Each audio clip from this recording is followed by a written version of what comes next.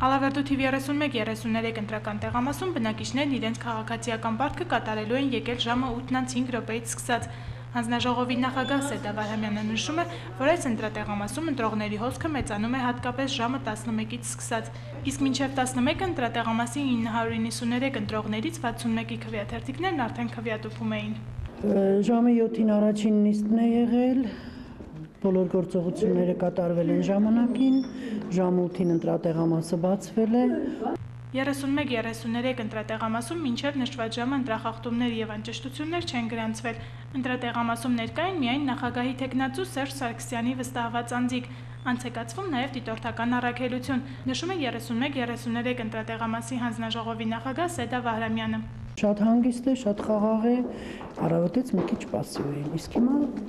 հերթ է գոյանում նույնիսկ։ Ռիմա Հարությունյանն իր քաղաքացիական պարտքն արդեն կատարել է։ Հուսով է, որ իր ընտրած թեկնածուն մեծ թվով քվեներ կունենա։ Ընտրել եմ իմ ցանկացած մարդուն հույսեր կապելով,